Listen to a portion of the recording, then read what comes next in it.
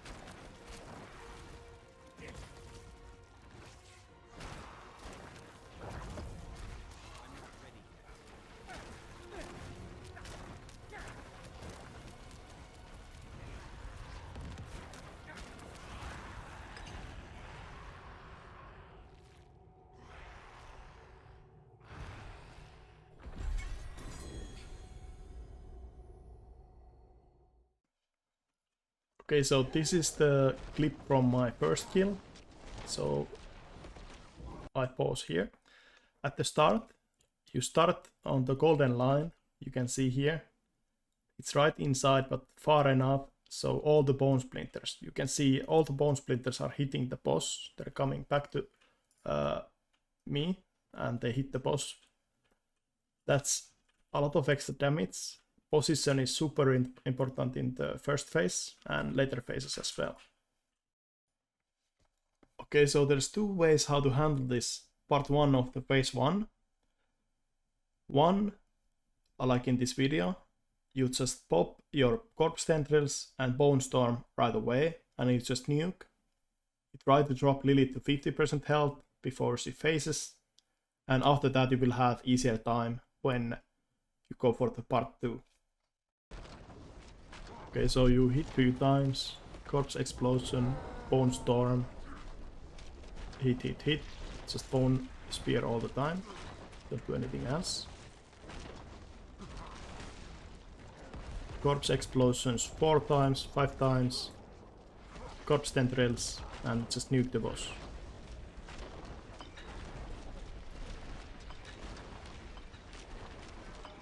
Okay, so this is what you're aiming for. If you have really good gear, Lilith is not dying, she will always jump to the sky, you will always have to dodge this one once, then you finish her off and you're already in phase 2. Okay, so another way how to handle the first part of the fight is just taking your time. So this is how you can do it. So here, I just slowly DPS her down. During this, I just make sure I kill the blood boil behind me, and I also explode the corpses 4 times, so I'm just 1 away from getting the proc. So here I try to be maximum essence, so clear transition, pop the corpse tendrils and bone storm. And this is probably the better way to do it with a bit lower gear. That way you get clean transition. Okay, so even if you might lack some gear, here is an example how you can do it even without having the best possible gear, at least the phase 1. So here I have actually quite nice damage, but with this gear I don't have any essence generation, so I run in trouble. I'm not able to finish her off and I run out of essence. So the whole phase gets much harder, much longer. I will have to start dodging. And take a look, like it's still somewhat doable. I have no essence. I basically deal no damage right now. Like I could keep doing this for a while at least. It's a bit tense because there's a lot of stuff to kill, while I still have to try to nuke Lilith down, because the uptime on Lilith is so low. But I still managed to do it, and here we are in the phase 2 again. Okay, so phase 2. This is from my second Lilith kill, this clip. So after the phase 1, I will make sure I'm full energy. I pop some corpses, and right now I only have to do it 4 times. I position myself exactly here. And I'm 1 away from proccing my Flesh Eater. When the wings appear, so here, I pop my corpse explosion, and right after that also the corpse tendrils, and then I start nuking. And the timing is important on this part. After this, again I top energy up, because these corpses actually disappear, and when the bubbles come like this,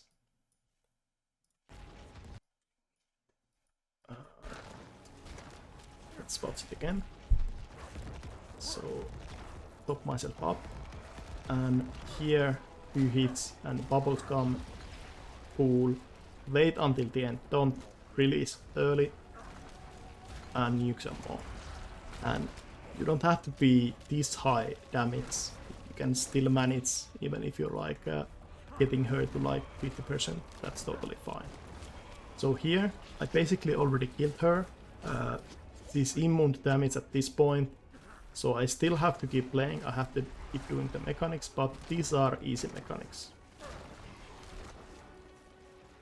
So here she always goes this way, and I pull for safety because I have died a few times. Think she does a frontal or so, and after that she will come here, and that's a kill. And this is, if you have really good gear and if you do it perfectly, this is how it looks like. Okay, so in the phase 2 you have to be able to nuke enough so she drops to like 75 or 70%, or this phase will start. So here, as you can see, I missed the corpse tendrils, so my damage is kinda low, and this phase will start. And for other classes this might be okay, but for Necromancer we just don't have the mobility. So here the skulls keep coming. You can see I'm not gonna be able to dodge all of these. I cannot outrun them, and 1 hit I'm dead. So that is basically the only damage requirement for that phase. If you can get to like 75, you get past that phase, and after that the phase is really not that difficult. But again, the more gear you have, easier it gets, so it might be easier to just go and get some more gear, but if you like the challenge, you can still keep pushing. Okay, let's start with the gear. First I will show you some stats, so my offensive stats, so you can compare a bit. So crit chance, I actually don't have insane gear, so this is perfectly fine. You can have much more, but this is enough to kill her. I have killed her 3 times. And defensive stats, there is one stat I want to highlight. it's this damage reduction from close. I think this is the best defensive stat for this fight. All damage reduction is also fine, but basically you just go for damage reduction and armor. So you just try to get high armor and high damage reduction from close. Life is not that important in this fight because that will just make it harder for you to get like healthy. Like you want to use health potions to get healthy, so you get damage increase, and if you have high life, it might be harder to top yourself up. So that's something to consider. Okay, let's start with the gear. So pretty basic bone spear stuff. This one is actually pretty nice, but totally not required. You can have a really good legendary helmet with just high maximum essence, then that's totally fine as well. For the chest, you mostly go for defensive stats, but I have like physical damage and bone skill damage pretty high rolls, so this is actually really nice for the fight as well. For the imprinted aspect, I have the armor one, but I think the better option for some people, if you need some extra damage reduction, would be this one. Next we have gloves, would be this one. So it's the Edge Masters imprinted aspect, and then you have critical strike damage with bone skills. That could also be lucky hit chance, but other than that, you should always go for the up to 5% chance to restore primary resource and ranks to bone spear, and then critical strike chance, and that would be the perfect piece. Then we have legs. So here you can go full defensive. For defensive stats, that's totally fine. You don't really get anything else from the legs. And then the imprinted aspect is the Shielding Storm. This is usually really nice, but in this fight it's not super useful. Maybe at the first phase at the part 1, but after that it's not really. And then we have boots. In here you really want to have the high movement speed, and then you want to have essence cost reduction and also the corpse tendrils. And the damage reduction while injured, that's not that important. Also the imprinted aspect, you can have this one, or you can have the one that gives you move speed when you crit. But this one, that's pretty decent one, doesn't really matter that much. We have the neck, it's the grasping veins, so the corpse tendrils one. Here you really prioritize high essence cost reduction, and then you just want to have some damage passive like compound fracture or the evolution. Then I also have the damage reduction from close enemies, and well, cooldown reduction, that's always fine, but as a necromancer you don't really need that much. And next we have the rings, and from the rings you want to have at least vulnerable damage, critical strike chance on both of them, and after that you want to have at least one ring with resource generation, and then maximum essence is the best stat, like it's the best damage stat after the vulnerable damage, so you want to have, well, preferably both of them, but I only have one. And after that you can either have critical strike damage with bone skills or critical strike damage, or even lucky hit chance. But lucky hit chance, it would be better to get it from the gloves instead, so you get higher lucky hit from one item, and then you still get the same amount critical strike damage with bone skill, for example. On the ring it's the same amount, so it would be better that way. Then for the aspects, I have this serration, so the ossified essence damage increase, and this is the most important aspect you have in this build. So it would be the exposed flesh, and that just generates you all the essence you need. Also really good option would be this one. So it's the Inner Calm. If you're standing still, you get more damage. So instead of, for example, this Edge Masters, if you don't have this one, you can easily go with this one. This might be even better. I tested it a few times, but the item combination I had, in the end, I just went with the Edge Masters. But if I would get to choose, I would probably go with this one, because it gives you damage at the start of the fight, and that is probably the most important part. Like if you can skip the start, then you can get to the phase 2, and phase 2 is much easier than the phase 1, I would say. So that would be other damage option. And last we have the weapon. For the weapon, I usually prefer having the sight for Bone Spear. So this is my normal weapon for the Bone Spear spec. But just for killing Lilith, we can go sword for the extra critical strike damage. And for the stats, most important stat would be the vulnerable damage. That is the highest damage stat you can get. And after that, it's the primary stat, so it's the intelligence.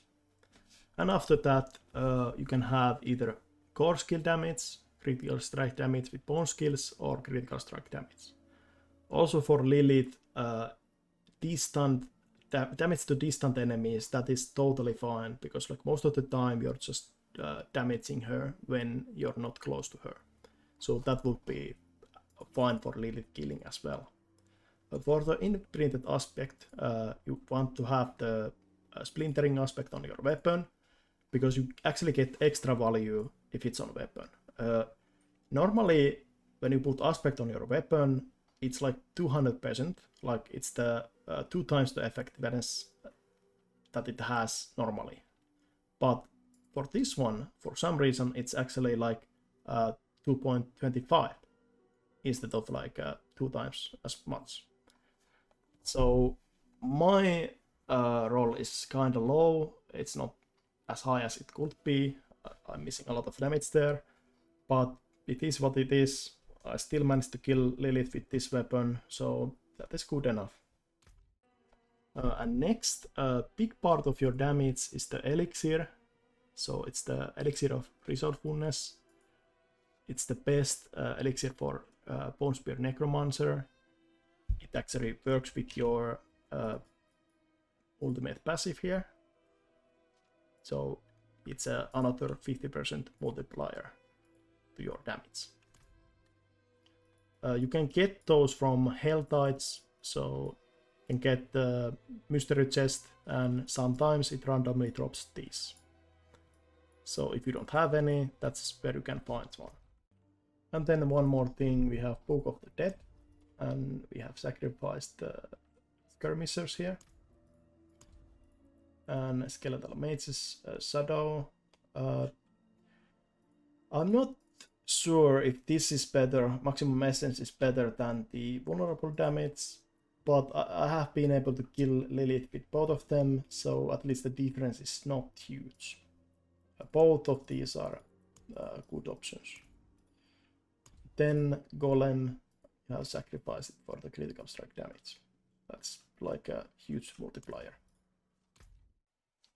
You can check the Paragon boards from the description. I'm not gonna go through them in this video because the video is already pretty long. But basically I have just chosen all the damage talents. Defensives are not that important from the Paragon board. You can always just get better defensive gear if you need. But always go for damage, and the fight will just get easier that way.